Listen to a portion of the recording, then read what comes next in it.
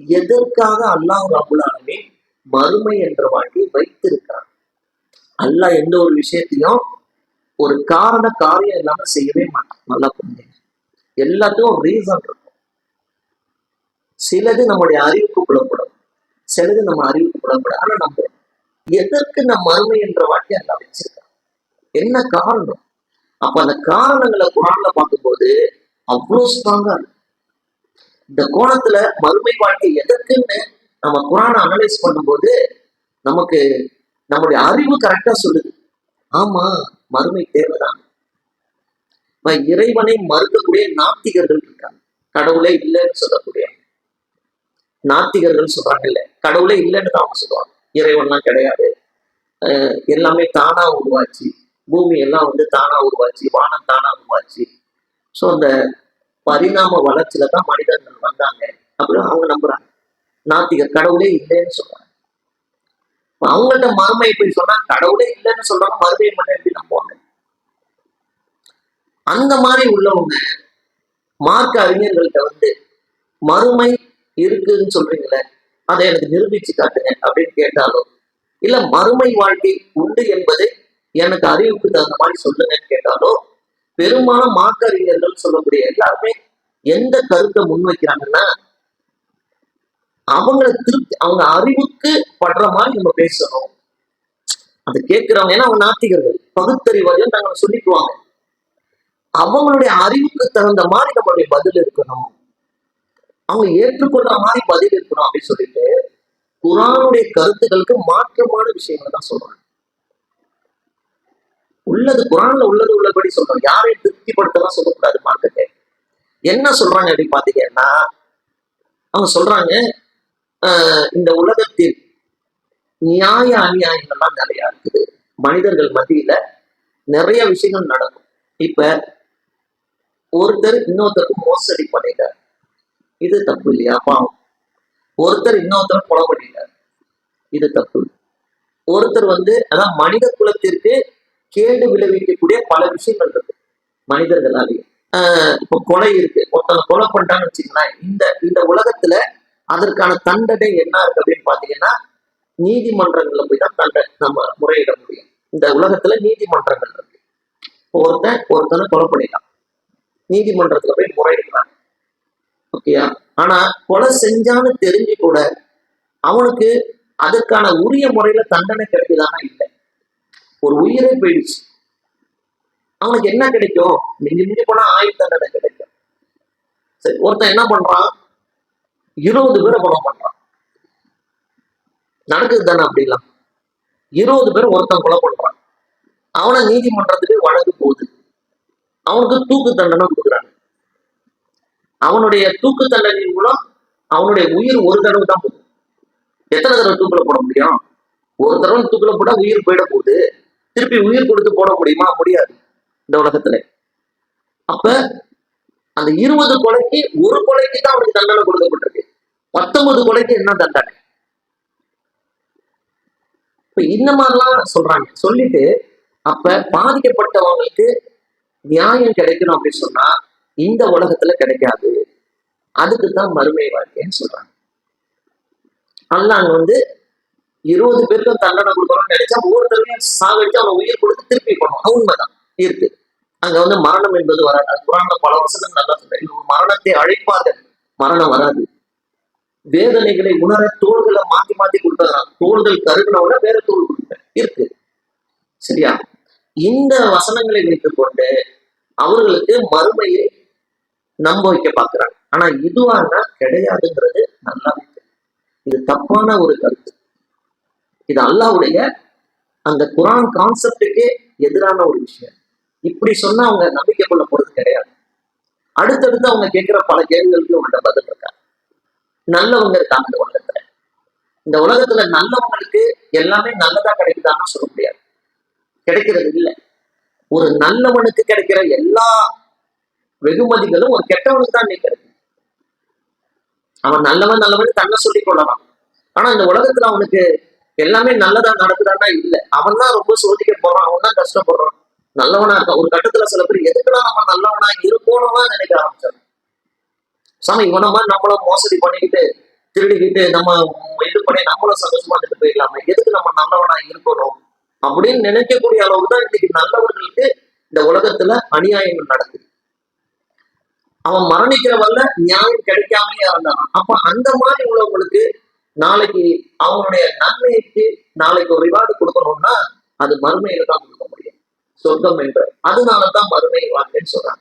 இது சரியான இது கிடையாது. குர்ஆன்ல உள்ள மற்ற மற்ற வசனங்கள் அல்லாஹ்வுடைய அந்த தன்மை, அல்லாஹ்வுக்கு சில விஷயம் இருக்கு. அவன் மனிதன் மாதிரி கிடையாது. அவன் அவன் ஒரு தனி இது. அவன் யாரையும் பெறவும் இல்லை, யாராலும் பெறப்படுது. அவனுக்கு நிகராக இந்த உலகத்தில் எதுவும் இல்லைங்கிறான். அல்லாவுக்கு நிகராக இந்த உலகத்துல எதுவுமே கிடையாது. அப்ப அல்லாஹ்க்குன்னு ஒரு விஷயம் இருக்கு. இதெல்லாம் வச்சுதான் நீங்க மறுமையை ப்ரூவ் பண்ண முடியும். இப்ப இந்த லாஜிக் படி பார்த்தா எங்க இது இடிக்குது? இப்ப இவங்க சொல்றாங்களே மறுமைக்கு காரணம் இந்த உலகத்துல நியாயம் கிடைக்காத விஷயங்கள் இருக்கு, அதுக்கு நியாயம் கொடுக்க வேண்டியது, அதுதான் மறுமைன்னு சொன்னா. நல்லா கவனிங்க, இங்க ரெண்டே விஷயம் தான். ஒண்ணு, இறை நம்பிக்கையாளர்கள் முஸ்லிம்கள் அல்லாஹ்வை நம்புறாங்க. இன்னொன்னு இறை மறுப்பாளர்கள் அல்லாஹ்வை மறுத்தவங்க. அது எப்படி வேணாலும் இருக்கட்டும், கடவுளே இல்லைன்னு சொல்றவங்களா இருக்கட்டும், அல்லாஹ்வுக்கு இணை வச்சு வணங்குறவங்களா இருக்கட்டும், எல்லாமே அந்த இதுல காஃபிர் மறுப்பாளர்கள். காஃபிர்னா மறுப்பாளர்கள், இறை மறுப்பாளர், அந்த கேட்டகரியில வந்துருவாங்க. இன்னொன்னு என்ன, அல்லாஹ்வை நம்பியவர்கள், இறை தூதர்களை நம்பியவர்கள், வேதங்களை நம்பியவர்கள், மறுமையை நம்பியவர்கள், இதுல வந்துருவாங்க. இந்த ரெண்டு அடிப்படையில தான் நாளைக்கு என்ன இருக்கும், மறுமையில விஷயம் இருக்கும். எப்படி? உதாரணத்துக்கு அல்லாஹ் மறுத்துட்டு அவன் காஃபிர்னாலே அவன் நரகவாசி தான். அவன் நரகவாசி தான். அதுல எந்த விதமான இது கிடையாது. அல்லாஹ் அதை தெளிவா டிக்ளேர் பண்ணிட்டான். எதை வேணாலும் நான் மன்னிப்பேன். நான் நாடினா எவ்வளவு பெரிய பெரிய பாவத்தையும் நான் மன்னிப்பேன். ஆனால் என்னை மறுத்து எனக்கு இணை வைத்த பாவத்தை ஷிர்க், இந்த இணை வைத்த பாவத்தை ஒரு காலம் மன்னிக்க மாட்டேன், அவர்கள் நிரந்தர நரகவாசிகள் டிக்ளேர் பண்ணிட்டான். இப்ப இந்த உலகத்துல ஒரு காஃபிர், ஒரு இறை மறுப்பாளர் இருந்தான் அப்படின்னா அவன் எத்தனை கொலை பண்ணான்னு என்ன, எத்தனை இது பண்ணாலும் என்ன, அவங்க நரகம் முடிஞ்சிச்சு. அவனுக்கு நரகம் எதுக்கு கொடுக்கப்பட்டுச்சு? இந்த உலகத்துல செஞ்ச நன்மை தீமைக்கு இல்ல, அவன் அல்லாஹ்வை மறுத்தான் என்ற ஒரே காரணத்துக்கு தான் தரப்படுது. அல்லாஹ்வை மறுத்தான் என்ற ஒரே காரணத்துக்கு தான் தரப்படுது. அப்ப இந்த உலகத்துல மறுமை வாழ்க்கை என்பது இந்த உலகத்துல ஒன்று செஞ்ச நல்லது கெட்டதுக்குங்கிற ரெண்டாவது ஆப்ஷன்.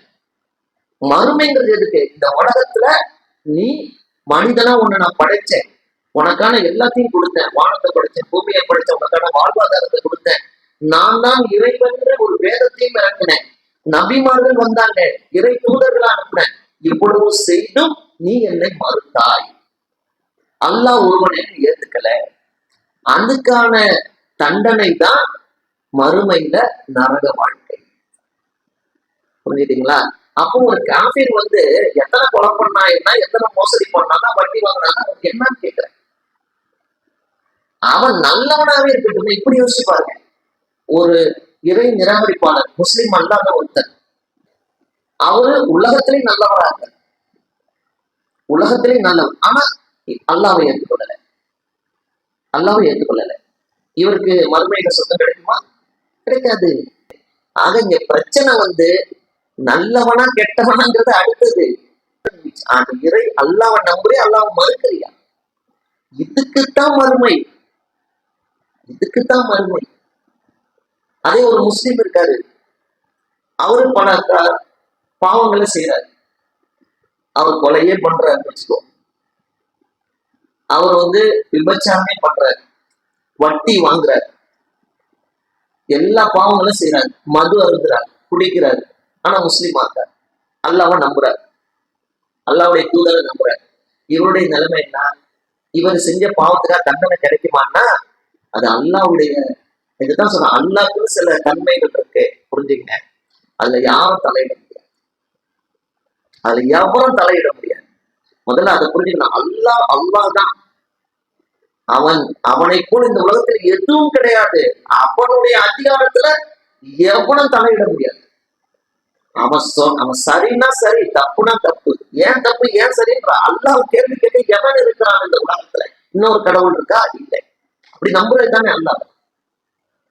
அப்போ ஒரு முஸ்லீம் இவ்வளவு பாவத்தை செய்தாலும் நாளைக்கு அவரை மன்னிப்பதற்கு அல்லாஹ்க்கு அதிகாரம் இருக்கு. நல்லா புரிஞ்சுங்க. இன்னும் சொல்ல போனா ஒருத்தன் 20 கொலை பண்ணிட்டு நாளைக்கு மறுமையில் ஒரு முஸ்லீம் 20 கொலைக்கு பண்ணிட்டு அவன் போனாலும் அவன் ஒரு முஸ்லீமா இருக்கான். ஆனா தப்பு பண்ணிட்டான். நாளைக்கு 20 பேர் கொலை பண்ணாங்கல்ல, அந்த 20 பேரை நாளைக்கு உயிர் கொடுத்து எழுப்பும் போது இவனுக்காக அல்லாஹ் மன்றாடுவான். இவனை மன்னிச்சிட்டேன், இவன் நல்ல அடியான், எனக்கு இவன் என்னுடைய நல்ல அடியான், நீ மன்னிச்சிட. கடைசியில் அல்லாஹ் கேட்பான். அப்படியும் மன்னிக்கலன்னாதான் அவனுடைய நன்மைகள் எல்லாம் எடுத்து கொடுப்பான். அதுல அவனுக்கு நன்மை மிஞ்சிருச்சு, அல்லாவுடைய கருணை மிகுந்துருச்சுன்னு வச்சுக்கோங்க. அவன் மேல அல்லாவுடைய கருணை மேலஞ்சிருச்சுன்னா அவன் சொல்றதுக்கு போயிடுவான். அப்ப என்னத்துக்கு மறுமை வாழ்க்கைன்னா அதுதான் ஸ்ட்ராங்கா அல்லாஹ் சொல்லி காட்டான். அதுதான் நம்ம உணரணும். அல்லாஹ் சொல்லி காட்டான் பாருங்க. 6வது அத்தியாயம் 12வது வசனத்துல அல்லாஹ் சொல்லுவான், வானங்களிலும் பூமியிலும் உள்ளவை யாருக்கு உரியவன என்று கேட்கிறாங்க. இந்த வானத்துல உள்ளது பூமியில உள்ள யாருக்கு சொந்தமானது என்று கேட்கிறாங்க. அல்லாஹ்வுக்கே சொந்தமானது என்று கூறுகிறாங்க. அல்லாஹ் கருணையை தன் மீது கடமையாக்கி கொண்டார். இதுதான் அல்லாஹ்வுடைய தன்மை. கருணையை தன் மீது கடமையாக்கி கொண்டார். கியாமத் நாளில் உங்களை ஒன்று திரட்டுவான். மறுமை நாளில் உங்களை ஒன்று திரட்டுவான். அதில் எந்த சந்தேகமும் இல்லை. தமக்கு தாமே நஷ்டத்தை ஏற்படுத்தி கொண்டோ இதிலே நம்பிக்கை கொள்ள மாட்டார்கள் சொல்லிட்டு அடுத்து எல்லாம் சொன்னா, ஏனென்றால் அவர்கள் இந்த உலகத்தில் எதில் முரண்பட்டு கொண்டிருந்தார்களோ அதை தெளிவுபடுத்தவும், தாங்கள் இந்த உலகத்தில் கடவுள் விஷயத்தில் பொய்யர்களாக இருந்தனை, ஏக இறைவனை மறுப்போராக இருந்தார்கள் என்பதை அறிந்து கொள்ளவும் அவன் மீண்டும் எழுப்பப்படுவான். அப்ப எதுக்கு எழுப்பான் நல்லா தெரியுதா? அப்ப இந்த உலகத்துல 4 விதமான மக்கள் இருக்கு. இவங்க 4 விதமா இருக்கு. இந்த 4 பேர் இந்த உலகத்துல கடவுள் விஷயத்துல இவங்களுடைய நம்பிக்கையும் கொள்கையும் சரியா இருந்ததா இல்லையா என்பதை எங்க வச்சு இவங்களுக்கு டிக்ளேர் பண்ணோம்னா திருப்பி இவங்களை உயிர் கொடுத்து எழுப்பிதான் டிக்ளேர் பண்ணுவோம். யாரு 4 விதமான மக்கள்? முதல் மக்கள் யார் அப்படின்னு பாத்தீங்கன்னா முஸ்லிம்கள், அல்லாஹ்வை நம்பியவர்கள், அல்லாஹ்வையும் அல்லாஹ்வுடைய வேதங்களையும் அல்லாஹ்வுடைய தூதர்களையும் மறுமையை நம்புறவங்க, இவங்க முஸ்லிம்கள். 2வது யார் பாத்தீங்கன்னா நாத்திகர்கள், கடவுளே இல்லைன்னு சொல்றவங்க, கடவுள்லாம் கிடையாது, எல்லாமே இந்த உலகத்துல அறிவியல் படிதான் நடக்குது, உலகம் வானம் வாழ்ந்தது தானா தான் உண்டாச்சு, அந்த தானா ஒரு இயற்கை விதியின்படி உண்டானது, மழை பொழிவது இயற்கை விதியின்படி, இப்படி எல்லாம் சொல்றாங்க இவங்க நாத்திகவாதி, பகுத்தறிவாதிகள் சொல்லக்கூடியவர்கள். அடுத்தது யாருன்னா யூதர்கள், யூத சமுதாயம். இவங்க என்ன பண்ணாங்க? உலக மனித வரலாற்றிலேயே அதிகமா அல்லாஹ்வால அருட்கொடை கொடுக்கப்பட்ட சமுதாயம், அதிகம் நபிமார்கள் கொண்ட சமுதாயம், அதிகம் வேதங்கள் கொடுத்த சமுதாயம்.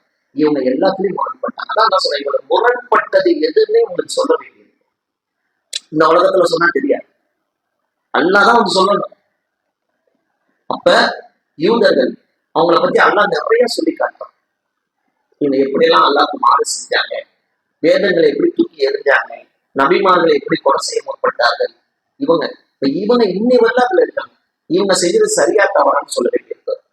அப்புறம் அவங்களுக்கு திருத்ததான் அடுத்தது ஈசா நபி வந்தாங்க, அவங்கள கொலை செய்ய முற்பட்டாங்க. அப்பதான் கிறிஸ்தவ சமுதாயம் வந்து அவங்க என்ன பண்ணாங்க? ஈசா நபி அல்லாஹ்வுடைய மகன்னு சொல்லி இந்த வரையில சொல்லியிருக்காங்க. 3 கடவுள்கள் என்று சொல்லாதீங்கன்னு நல்லா சொல்றோம். ஈசா நபி கடவுளுடைய மகன் தான். இப்ப இந்த கொள்கையில இன்னைக்கு இருக்கிறாங்க. அச்சா, அடுத்தது யார் அப்படின்னு பாத்தீங்கன்னா சிலைகளை வணங்கக்கூடிய பல கடவுள் கொள்கை கொண்டவர்கள், பல கடவுள் கொள்கை கொண்டு அவங்க எப்படின்னா அவங்க பல கடவுள் கொள்கை கொண்டு சிலைகளை வணங்கி இவங்க செய்யறது சரியாக. இதெல்லாம் தெரியாமலே மூத்தா போறாங்க. ஒரு நாத்திகர் ஒரு நாத்திகராவே கடைசி வரை கடவுள் இல்லை இல்லைன்னு சொல்லிட்டு மூத்தா போறாங்க. ஒரு யூதர் தான் செஞ்சதுதான் சரின்னு நினைச்சு மூத்தா போறார். ஒரு கிறிஸ்தவர் ஈசா நபி அல்லாஹ்வுடைய மகன் நினைச்சு மூத்தா போறார். அடுத்தது பல கடவுள்கள் சிலைகளை வணங்க அதுதான் சரி நினைச்சிட்டு மூத்தா போறாங்க. அப்ப இவங்களுக்கு இவங்க இந்த உலகத்தில் வாழ்ந்த போது கடவுள் விஷயத்தில் இவங்க செஞ்சதெல்லாம் சரியா தப்பான்னு தெரியாமலே மூத்தா போயிட்டாங்க அப்படின்னா அதோட விட்டுறது சரியா? அப்ப இவங்களை உயிர் கொடுத்து எழுப்பி சொல்ல வேண்டியிருக்கு. இவங்களை உயிர் கொடுத்து எழுப்பி சொல்ல வேண்டியிருக்கு. அல்லாஹ் சொல்றான், உண்மை அவர்களிடம் வந்த போது அதை அவர்கள் பொய்யென கருதினர். அதை கேலி செய்து கொண்டிருந்த குறித்த விவரங்கள் எங்க இந்த உலகத்துல நபிமார்களை கேள்வி பண்ணீங்க, இறை வேதங்களை கேள்வி பண்ணீங்க, முஸ்லிம்களை கேள்வி பண்ணீங்க. இந்த விவரங்கள் பின்னர் அவர்களிடம் ஒரு நாள் வந்து சேரும். அல்லாஹ் சொல்லி தர்றான். அடுத்து அல்லாஹ் சொன்னா, அவனே அல்லாஹ், அவனை தவிர வணக்கத்திற்குரியவன் யாரும் இல்லை. இந்த உலகிலும் மறுமையிலும் புகழ் அவனுக்கே உரியது, அதிகாரமும் அவனுக்கே உரியது. அவனிடமே நீங்கள் மறுமையில் கொண்டு வரப்படுவீர்கள். அடுத்து அல்லாஹ் சொன்னா, அவர்கள் அனைவரையும் ஒன்று சேர்க்கும் நாளில். இந்த பல கடவுள்களை வணங்கிட்டு இருந்தாங்களா, அதை முதல் அல்லாஹ் சொல்லி காட்டுறாங்க. அவர்கள் அனைவரையும் நாம் ஒன்று சேர்க்கும் மறுமை நாளில் அவர்களிடம் கேட்கப்படும், நீங்கள் கற்பனை செய்து வணங்கிய உங்கள் தெய்வங்கள் எங்கே? பல கேட்கிறான் மறுமையில உயிர் எழுப்பி கேட்கிறான். அந்த உலகத்துல வாழும்போது பல கடவுளை கற்பனை பண்ணீங்கல்ல, இத்தனை கடவுள்ல ஒவ்வொரு கடவுளுக்கும் பேர் வச்சீங்கல்ல, உருவம் வச்சீங்கல்ல, அதுதான் உங்களை காப்பாற்றும் நம்புனீங்கல்ல, அதுதான் உங்க கடவுள் நம்புனீங்கல்ல, அதுதான் இந்த வானம் பூமியை படைச்சதுன்னு நம்புனீங்கல்ல, அதுதான் மழை கொடுத்ததுன்னு நம்புனீங்கல்ல, அதுதான் உங்களுக்கு உணவு கொடுத்தது நம்புனீங்கல்ல, அதுதான் உங்க கஷ்டங்களை தீர்த்ததுன்னு நம்புனீங்கல்ல, உங்களுடைய தேவையில அதுக்குதான் பிரார்த்தனை பண்ணி கேட்டீங்க. அந்த தெய்வங்கள் எல்லாம் இப்போது எங்கே? எப்படி எல்லாம் கேட்கலாம் பார்த்தீங்களா? இதுக்குதான் மறுமை. எங்க சொல்லு என்று இணை கற்பித்தோரிடம் கேட்போம். அப்போது அவர்கள் சொல்லுவார்கள், எங்கள் இறைவனாகிய அல்லாஹ்வின் மீது ஆணையாக. யார் வாயிலிருந்து வருது? இப்ப இந்த உலகத்தில் சிலைகளையும் விக்கிரங்களையும் பல கடவுளையும் வணங்கி கொண்டு நம்ம வாயால மறுமையில உயிர் கொடுத்து எழுப்பி அல்லாஹ் நேருக்கு நேர் உட்கார்ந்து சுற்றிலும் நரக நெருப்ப கொண்டு வந்து வச்சு அல்லாஹ் கேட்கும் போது வாயிலிருந்து வருது, எங்கள் இறைவனாகிய அல்லாஹ்வின் மீது ஆணையாக. அப்ப இந்த உலகத்துல வாழும்போது இந்த வார்த்தை எங்க போச்சு? உணவு குரான் வேதம் வந்துச்சு. எத்தனை நபிமார்கள் வந்தார்கள், எத்தனை முஸ்லிம்கள் உங்களுக்கு வாழ்ந்து காட்டினாங்க. அல்லாஹ் ஒருவனே என்றும் 5 நேர தொழுகையை உங்களுக்கு செஞ்சு காட்டினாங்க, நோம்பு வச்சு காட்டினாங்க, ஹஜ்ஜி செஞ்சு காட்டினாங்க, ஜகாத் கொடுத்து காட்டினாங்க. என்ன வாயிலிருந்து வருது? எங்கள் இறைவன். யார இறைவன்? மறுமையில அல்லாஹ் சொல்றான், எங்கள் இறைவனாகிய அல்லாஹ்வின் மீது ஆணையாக நாங்கள் அல்லாஹ்வுக்கு இணை கற்பித்தோராக இருக்கவில்லை என்று கூறுவதை தவிர அவர் வேறு எதுவும் அவருடைய பதிலாக இருக்காது. ஏன்னா கண்ணுக்கு கண்ணு அல்லாஹ் உட்கார்ந்து இருக்கிறான். விசாரணை இப்ப தெரியுதா ஏன் உயிர் கொடுத்து எழுப்புறான்னு? அப்ப இது நடக்கலைன்னா, உயிர் கொடுத்து எழுப்பலைன்னா அவனுடைய கொள்கை இங்க என்னன்னே தெரியாமலே போயிடும். இன்னைக்கு பாக்குறோம், இந்த உலகத்தை பாக்குறோம், பிரம்மாண்டமா இருக்கு, வானத்தை பாக்குறோம், பூமியை பாக்குறோம், எல்லாம். இதெல்லாம் எப்படி வந்துச்சு? அல்லாஹ் சொன்னா, தமக்கு எதிராகவே அவர்கள் எவ்வாறு பொய் கூறுகின்றனர் என்பதை கவனிக்கிறார்கள். இப்ப பத்தியா, தனக்கு எதிராக அவர்கள் கற்பனை செய்த தெய்வங்கள் யாவும் அவர்களை விட்டு மறைந்து போய்விட்டது. இப்ப தெரியுதா? ஆனா அல்லாஹ் சொன்னா, இதுக்குத்தான் மறுத்து இல்ல. என்ன உன்னுடைய பகுத்தறிவு? அல்லாஹ் இல்ல இல்லன்னு சொல்லல, அவர்கள் நரகத்தில் தூக்கி போடப்படுவார்கள். அடுத்தது பாத்தீங்கன்னா யூதர்கள். அவர்களிடத்திலே அல்லாஹ் சொல்லி காட்டும். யூதர்களை கூப்பிட்டு எதற்காக நபிமார்களை பணி செய்ய? இந்த அல்லாஹ் எல்லாத்தையும் கேட்பான், எதற்காக மூசா நபிக்கு மாறு செய்தீர்கள்? வருதில்ல, அவங்கள்ட்டையும் அல்லாஹ் சொன்ன, நீங்கள் எதுல முரண்பட்டு இருந்த? இப்ராஹிமுடைய மார்க்கம் ஆபிரமுடைய மார்க்கம் சொல்லல. அல்லாஹ் சொல்லி காட்டான், இப்ராஹிம் ஒரு காலமும் யூதராகவும் கிறிஸ்தவராகவும் இருந்ததில்லை. அவர் அல்லாஹ்வுக்கே முற்றிலும் வழிபட்ட ஒரு முஸ்லீமாகத்தான் இருந்தார். இன்னைக்கு என்ன சொல்றாங்க யூதர்கள்? இப்ராஹிம், ஆபிரகாம் என்ற இப்ராஹிம் யூதராக இருந்தார்கள் யூதர்கள் சொல்றாங்க. கிறிஸ்தவர்கள் என்ன சொல்றாங்க? இல்ல இல்ல, எங்களுடைய தந்தை இப்ராஹிம் கிறிஸ்தவராகத்தான் இருந்தார். அல்லாஹ் சொல்றான், அவர் யூதராகவும் கிறிஸ்தவராகவும் ஒரு காலமும் இல்லை. அவர் அல்லாஹ்வுக்கு முற்றிலும் வழிபட்ட ஒரு முஸ்லீமாகத்தான் இருந்தார். இதை மறுமையில அல்லாஹ் சொல்லி காட்டுவோம். அடுத்து பாத்தீங்க அப்படின்னா கிறிஸ்தவர்கள், அவங்கதான் இன்னைக்கு உலகத்திலே அதிகம். அவங்களுக்கான அந்த டிக்ளரேஷன் தான் பயங்கரமா. ஏன்னா அல்லாஹ் சொல்றான், அல்லாவுக்கு பிள்ளை உண்டென்ற ஒரு மாபாதக செயலை செஞ்சிருக்கான்.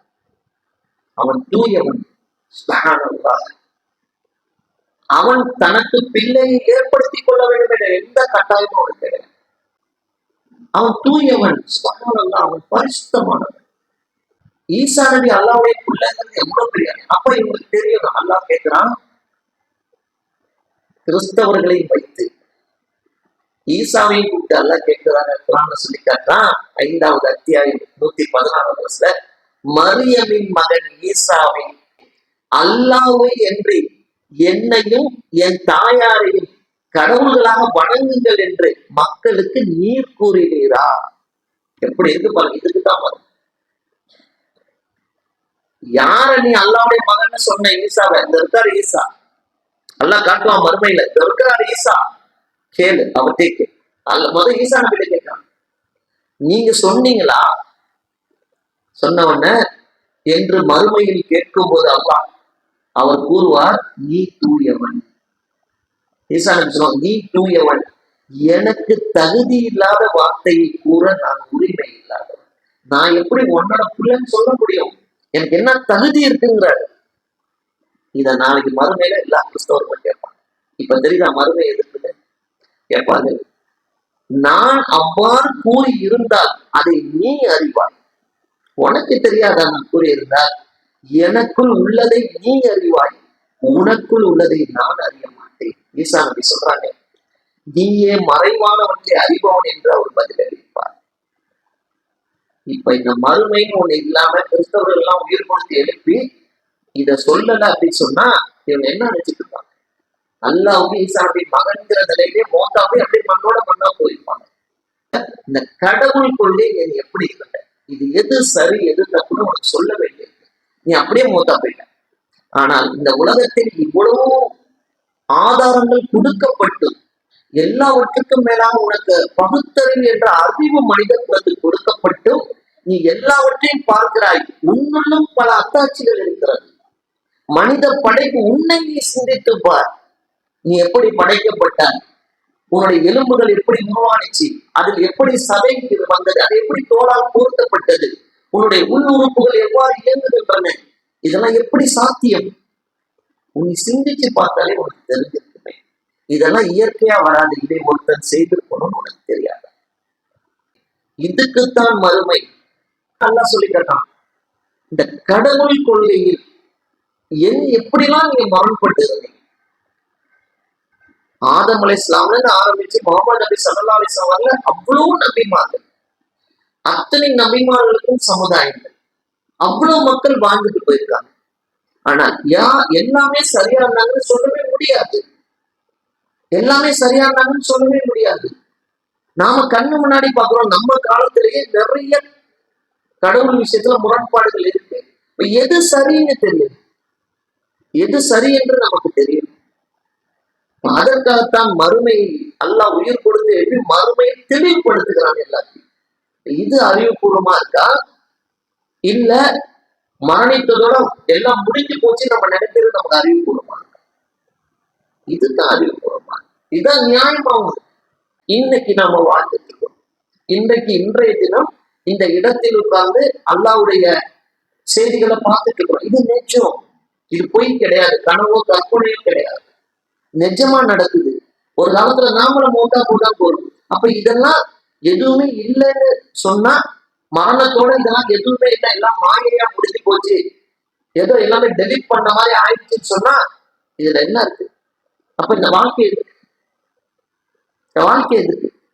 அப்ப இப்ப ஒரு சில பேர் கேட்கலாம், என்ன கேட்கலாம்? இதையும் சொல்லிடுறேன். இதெல்லாம் ஓகே தான்.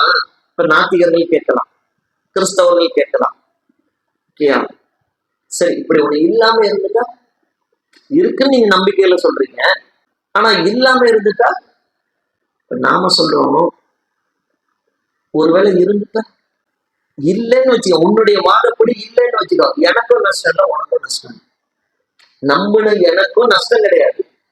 அல்லாவை நம்பி, தூதர்களை நம்பி, வேதங்களை நம்பி இந்த உலகத்தால் நான் ஒழுக்கமா தான் வந்தேன். நான் எதுவும் தப்பு பண்ணல. நான் தொழுதேன், என் மனசுக்கு திருப்தி இருந்துச்சு. அல்லாவை நம்பின விதத்துல எனக்கு ஒரு ஆன்ம அமைதி இருந்துச்சு. 5 நேரம் நான் தொழுதேன், அதுல எனக்கு ஒரு அமைதி கிடைச்சிச்சு. கஷ்டங்களுக்கு நான் அவன்கிட்ட கையெடுத்து கேட்டேன், அதுல எனக்கு ஒரு கிடைச்சிச்சு. சரி, மரணத்தோட எல்லாமே முடிஞ்சிச்சு அப்படின்னு நீ சொன்னீங்கன்னா, அதுல எனக்கு இப்ப நான் இப்படி இருந்ததால எனக்கு ஏதாவது நஷ்டமா? ஒண்ணும் கிடையாது. உனக்கும் நஷ்டம் கிடையாது. ஒரு வேளை நாங்கள் சொல்வது போல் உயிர் கொடுத்து எழுப்பப்பட்டு அல்லாம நிறுத்துனா இருந்துட்டா ஓன் நிலைமை நாங்க தப்பிச்சுக்கிடுவோம். நாங்க தப்பிச்சிடுவோம். ஓ நிலைமை என்ன யோசிக்க வேண்டாம். ஏன்னா அவனுக்கு அறிவு இருக்கல. அதெல்லாம் அல்லா சொல்லி காட்டினா 27வது அத்தியாயம் 66வது வசனத்தை இப்படி கேட்கக்கூடியவனுக்கு மறுமையை பற்றி அவர்களின் அறிவு சுருங்கி விட்டது. என்னடா பகுத்தறிவு பேசுறீங்க? எந்த படைப்புக்கும் எந்த உயிருக்கும் கொடுத்தாத பகுத்தறிவை உனக்கு கொடுத்தேன் மனிதனுக்கு. நீ சிந்தித்து எது சத்தியம், எது அசத்தியம், எது உண்மை, எது போய், இதுக்குதான் உனக்கு கொடுத்தேன். அப்ப மறுமையை பற்றிய அறிவு உனக்கு சுருங்கி விட்டதுதான். எதுல வேணாலும் நீ புத்திசாலி ஆயிடு, எதுல வேணாலும் அறிவுடையவனா அறிவு. ஆனா மறுமை வாழ்க்கை இருக்குங்கிற உன்னுடைய அறிவுக்கு எட்டலைன்னா உன்னுடைய அறிவு சுருங்கி விட்டது. அவர்கள் சந்தேகத்தில் உள்ளனர் சொல்றான். அதை பொறுத்த வரையில் அவர்கள் குருடர்களாக உள்ளனர். குருடனா இருக்க நீ. அதான் சொல்ற, ஒருவேளை இருந்துட்டா நீ மாட்டீங்க. இல்லைன்னா எனக்கும் பிரச்சனை இல்லை, உனக்கும் பிரச்சனை இல்லை. இருந்து விட்டா உன் நிலைமை என்ன?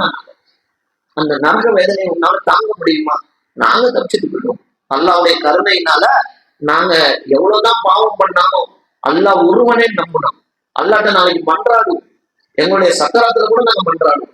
எங்களுடைய கடைசி வார்த்தை கூட லாய்தான் இல்லாமல் எங்களுடைய பாவங்களுக்காக நாங்க அல்லாட்ட அழுது கேட்போம், சஜிதால உழுது கேட்போம். அல்லாவுடைய கருணை மேல எங்களுக்கு நம்பிக்கை இருக்கு. நாங்க எவ்வளவு தப்பு பாவம் பண்ணாலும் அல்லாஹ் எங்களை மன்னிப்பாங்கிற நம்பிக்கை எங்களுக்கு இருக்கு. உனக்கு என்ன? உன் நிலைமை நாளைக்கு என்ன? அந்த நரகத்துல நீ கடந்து சாகணுமே காலகாலமா. அங்க உனக்கு மரணம் என்பதே கிடையாது. இப்ப எது சரி? நம்பிட்டு போறதுதான் சரி. இந்த உலகத்திலே உனக்கு நல்லது, மறுமைக்கு நான். நீ நம்புனேன்னா உன்னுடைய அறிவு நிச்சயமா உனக்கு சொல்லும் இது உண்மை.